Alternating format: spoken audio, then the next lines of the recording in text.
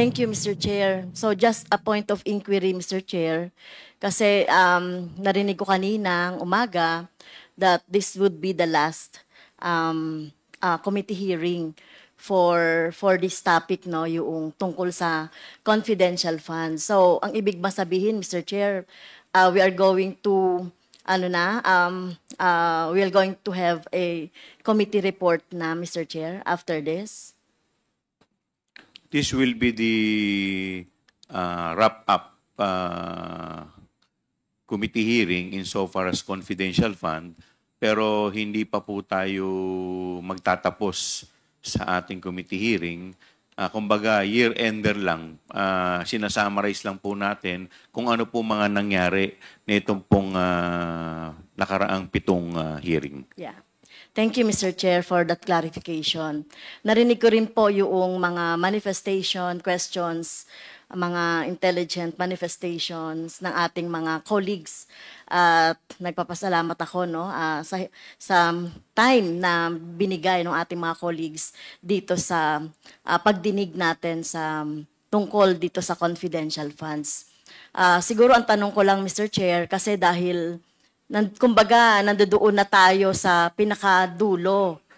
At lumalabas dito na parang natapos kay Fajarda at kay Acosta, Mr. Fajarda Mr. Fajarda as SDO ng DepEd, tsaka Acosta naman yung SDO ng VP. Tama po ba? So, parehong sinabi nila na mukhang sila, no, natapos na sa kanila yung pondo, pero yung cheque, sila yung nakapirma, sila yung tumanggap, no? Pero ang nangyayari, Mr. Chair, kung titignan natin ang mga pangyayari, mukhang hanggang doon na lang yung mga opisyal ng AFP na naging security officer na pinagbigyan nito ay walang accountability dito. So, at binanggit nyo rin po, AFP na yung mag-iimbestiga. So, siguro dapat iba po yung pag-iimbestiga ng AFP sa pag-iimbestiga natin. Kasi we want to know the truth. Ano ba talaga yung nangyari dito sa pondo na to ng mamamayan? Kasi parang, feel ko lang, Mr. Chair, parang hindi tayo pwedeng tumigil na ibinigay na lang yan dahil nga sa utos ni Vice Presidente. Remember, mga nakapirma doon, mga maliliit na opisyal. Si Mr. Fajarda at si Acosta. Malamang-lamang, Mr. Chair. Wag naman sana, no? Wag naman sanang mangyari. Baka sila pa yung mademanda dahil sila yung tumanggap ng cheque, sila yung nagpapalit, pero baka maabswelto itong mga militar, itong mga security officer na tumanggap. Kasi dito lang natin makikita in transparency, no, yung ano ba talaga nangyari doon sa pondo. Bakit nagkaroon ng mga ganitong mga gawa-gawang pangalan o recipient ng mga rewards, ng mga supplies. Meron pa nga, Mr. Chair, no, doon sa ating doon sa ating mga ebidensya. Well, kung alias yun, RS, 2 RS sa isang araw, reward, isang 20,000, isang 50,000. So paano nangyayari yon? Ano bang impormasyon na ibinigay nung the same RS siya na parehas lang siya ng pangalan, na magkaiba ng amount, no, at the same time. Kaya ito yung dapat na ipaliwanag noong mga militar na tumanggap or pinagbigyan ni Fajarda, Mr. Fajarda, at saka ni Mr. Acosta. Ako lang, Mr. Chair, hindi lang po kasi ako na nasasapatan na ititigil na natin yung investigasyon doon kaugnay nung confidential fund. So, ano po ba ang dito arrangement? Sila na ba ang sila na ba ang mag-iimbestiga, yung mga AFP? May time frame ba? At paano tayo makakasiguro, Mr. Chair, na magiging fair and with justice yung Remember, Mr. Chair, 612.5 million ang involved na pera dito. Kasi utos ni Vice President Sara Duterte na ibigay doon sa mga security officer. Ginawa naman ng ating ng mga SDO, ng DepEd at saka ng OVP. Pero ano na yung kailangan makita natin dito, yung pananagutan mismo ni Vice President as siya yung nakalagay po, Mr. Chair, sa JC, sa Joint Circular tungkol sa confidential fund na the most responsible po doon sa pondo. Kasi baka po, Mr. Chair, natatakot ako na baka ang lahat ng sisi ay mapunta doon sa SDO. Na tingin natin, wala talaga silang kumbaga, sa conspiracy kasama sila, accessory lang sila. Pero ang may talagang pananagutan dito sa tingin natin ay yung Vice President katulong nung mga security officer. So yun lang, Mr. Chair, yung gusto kong maliwanagan. Bakit tinigil na natin doon? Hindi natin pinatawag yung dalawang security officer na involved o yung tumanggap. Kasi wala silang wala silang band. Unlike yung ating mga SDO, wala silang karapatang tumanggap. So bakit sila tumanggap ng ganitong pera? At kapananagutan nila yan, Mr. Chair. Maraming salamat po, Congresswoman Franz Castro. Unang-una po, meron na po tayong, may mga hinahing po na impeachment proceedings sa ating Vice Presidente at sa akin pong pagkakalam, ito po ay kaugnay sa confidential fund. So ito po ay dudulugin na pag ito po ay na-refer sa Committee on Justice. So sa akin pong paniniwala, na yun na po yung, at yun din po yung mga suhestyon ng ating mga miyembro na doon po doon po tutumbukin yung investigasyon.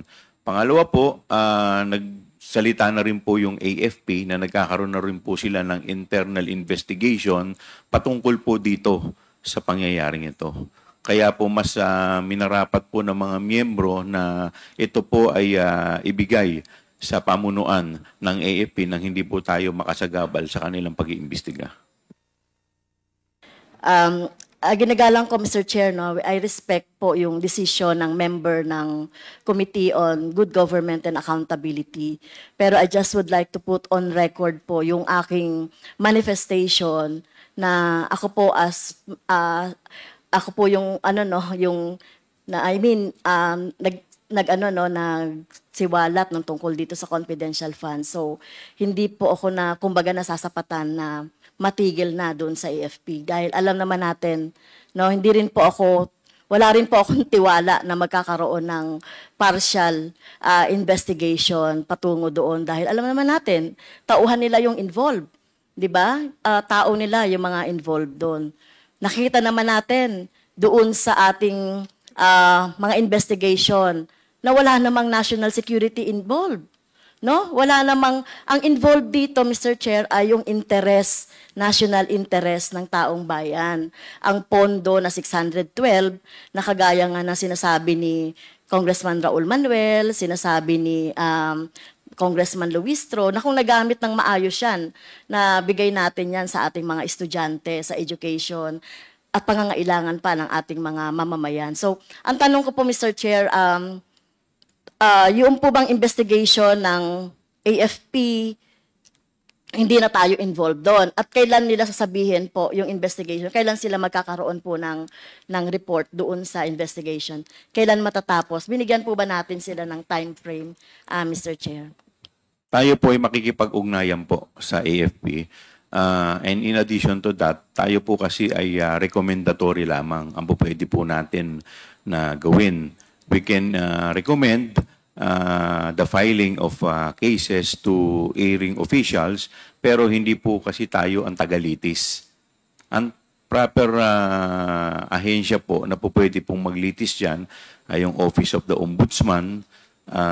Ito po yung mga ahensya na dapat pong maglilitis. At sa hanay naman po ng AFP, ang alam ko po, meron po silang JAGO, kung tawagin po yan, or yung court martial, kung hindi po ako nagkakamali. Mr. Chair? Thank you, Mr. Chair. Okay. With the indulgence of I yield to Congresswoman Kong- Castro. Kong Mr. Tia. Chair, Congressman ako- Sia. Thank you po, Mr. Chair. Naintindihan po natin yung hinaing ni Congresswoman Franz Castro. Tama po siya. Siya po yung unang nagsiwalat nitong confidential funds. Mr. Chair, gusto ko lang pong i-remind ang committee members, lalong-lalo na po ang chair kasi siya, nung pinag-usapan po natin ito, yung purpose po talaga po natin is tingnan kung paano na-abuse itong confidential funds. Let me just put into record, Mr. Chair, that intelligence funds and confidential funds are not intrinsically evil. It is how the usage and utilization of these funds are that makes it bad in a way kasi may abuses. That's why we introduced two pieces of legislation kung paano i-define kung ano ba yung confidential funds. Pag sinabi mong confidential funds, ano bang definition nito? Anong technical na parameters na po pwede natin makonsider na confidential funds? Pangalawa, alin ba sa mga ahensya ang dapat pagbigyan? So we have already accomplished that, Mr. Chair. In fact, dun po sa pangunang pambungad na statement po ng ating chairman ay sinabi niya po yan in aid of legislation. As to Mr. Chair, culpability, tama po yung sinabi ng chairman na meron pong mga ehensya sa sa judiciary or ehekutiba ang maaaring magpursu nitong ganitong mga kaso. At gusto ko lang pong linawin din po at i-re-emphasize yung sabi po ni chairman sa ating kagalang-galang po na kay Ma'am Franz Castro, may way naman po talaga to hold these officers accountable. Apart from what they're doing right now as part of the internal investigation, they're also already the impeachment complaint, which I believe if we are to push the accountability side of this issue, then that's the perfect avenue for these members to discuss about culpability allegedly of these two officers, Mr. Chair. Thank you for that. Thank you po. Mr. Chair. Congresswoman Franz May I Castro, you are continue, Mr. recognized. Chair? Thank you for that intervention, Kong Zia. So, siguro ang worry ko na lang dito, Mr. Chair. So, ito ay inimbestigahan natin. Nakita talaga natin yung anomalya dito sa confidential funds na talagang ang paggamit nito ay talagang nakita natin yung maling paggamit nitong confidential funds. At ang nasalang dito yung SDO at saka yung mga officers, yung utos, no? Pwedeng maaring itanggihan maaring itanggihan noong highest official ng office na inutos niya yon or whatever. So talagang maiipit dito, Mr. Chair, ay yung dalawang SDO. Baka malamang-lamang yan, ma-absuelto dito si Vice President Sara Duterte. So yun lang yung takot ko. Kung hindi natin yan itutuloy-tuloy at pabayaan natin sa AFP. But anyway, I respect the wisdom of the committee members dito sa good government. At ito ba ang siguro di nyo rin you can answer it or not na. So ibig sabihin itutuloy na natin ito doon sa impeachment na lang, Mr. Chair. Itong mga findings natin dito through the Justice Committee na lang ba?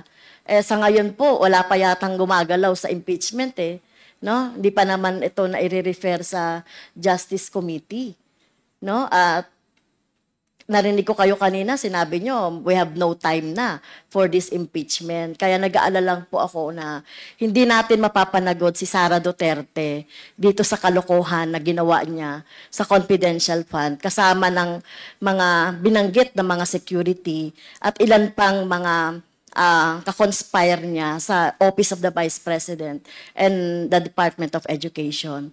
And one last manifestation. Since, Mr. Chair, pinag-uusapan natin dito yung confidential funds, 2023 pa, Mr. Chair, nakapag-submit na ang Makabayan Block composed of Representative Raul Manuel, myself, and Representative Arlene Brosas ng dalawa pong legislative measures related to confidential funds. Yung una nga po ay yung pag-iimbestiga ng confidential funds, hindi lang po sa Office of the Vice President. lahat po ng confidential funds ng mga agency na nabigyan ng confidential funds. Kasi kung nangyayari ito sa Office of the Vice President, malamang, no? Ako, tinitignan ko rin na may mga maling paggamit din. Pero hypothesis lang yun, Mr. Chair. But anyway, may dalawa po, no, yung inihain natin. House resolution to investigate all. Kasi baka sabihin ng mamamayan natin, baka sabihin ng taong bayan, sinisiroin lang natin yung confidential funds ng OVP. Tayo po ay nagpasa na ng House resolution para imbestigahan ang lahat ng mga ahensya dahil pangalawa, meron po kaming bill na ipinasa na i-abolish talaga itong confidential funds dahil lalong-lalo na sa mga government, national government agency dahil ito nga, no, ang hirap talagang masunod itong JC na to, Mr. Chair. Yun po, no, siguro dapat maisaalang-alang din yung mga ipinasa namin na measures, Mr. Chair. Thank you po.